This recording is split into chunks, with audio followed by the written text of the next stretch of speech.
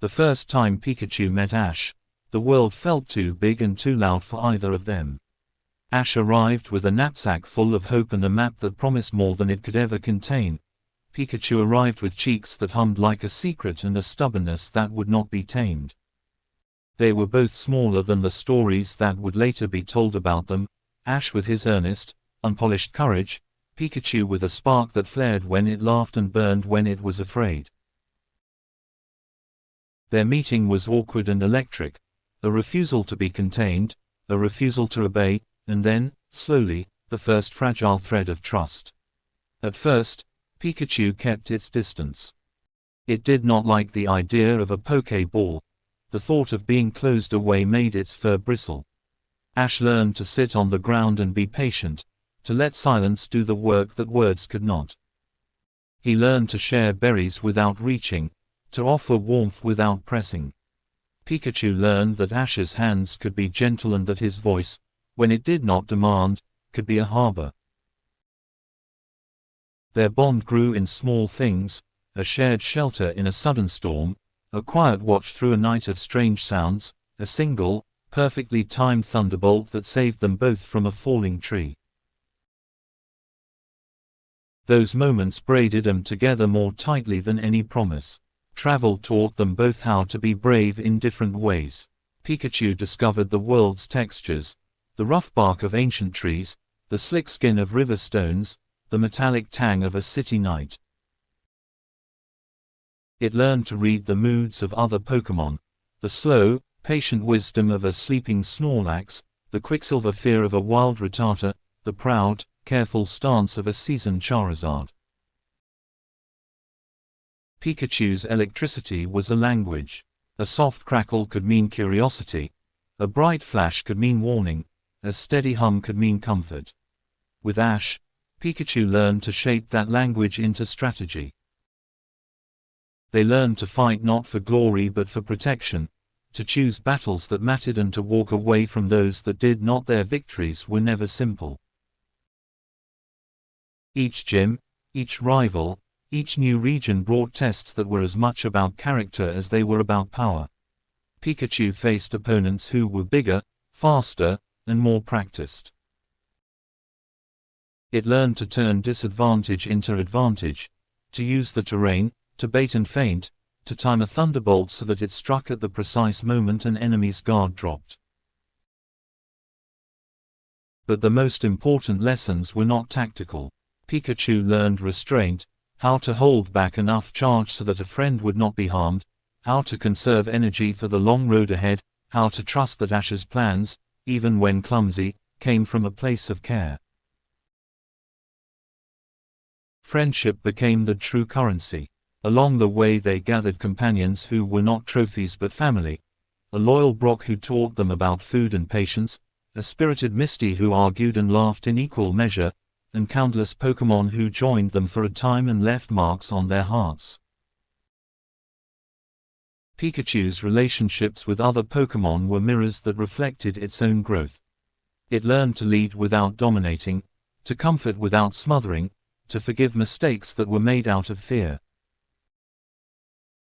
When a teammate faltered, Pikachu's spark was often the first to reach out, gentle, insistent, a reminder that no one had to stand alone. There were moments of doubt that cut deeper than any opponent's attack. Times when Pikachu's spark dimmed with worry, when a friend was hurt, when the path ahead seemed impossible, when Ash's confidence cracked under the weight of failure. In those nights, Pikachu would curl close and let its cheeks glow a steady, warm light. It was not a cure for sorrow, but it was a promise, we will face this together. Those quiet nights taught both of them that courage is not the absence of fear but the choice to move forward despite it. Pikachu's refusal to evolve into Raichu became a quiet, defining act. It was not a dramatic proclamation but a series of small, stubborn choices, to remain as it was, to accept its limits and to find strength within them. When offered the Thunder Stone, Pikachu felt the pull of power and the weight of identity. It chose the latter. That choice was not about rejecting growth, it was about choosing the form of growth that honored who it already was. In that decision, Pikachu taught Ash, and everyone who watched, that evolution is not always the only path to greatness. Their battles against those who would harm others were the moments when Pikachu's spark burned brightest.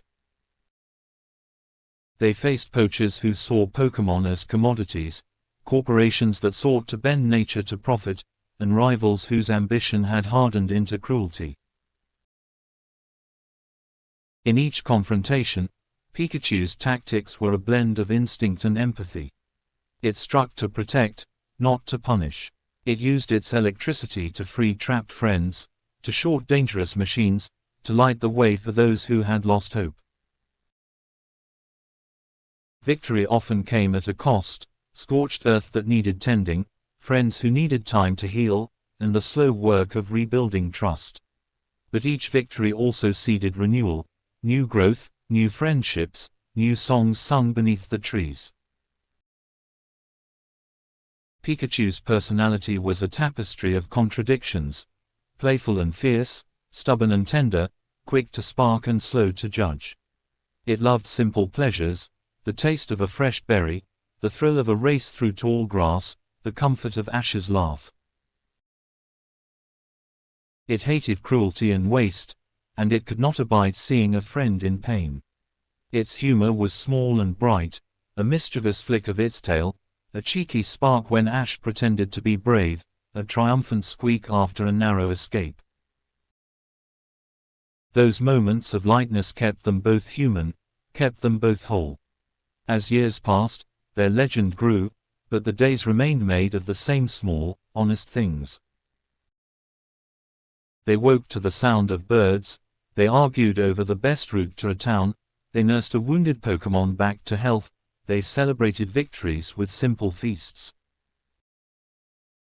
Pikachu watched Ash grow from a boy with a map into a young man with a map and 1,000 memories.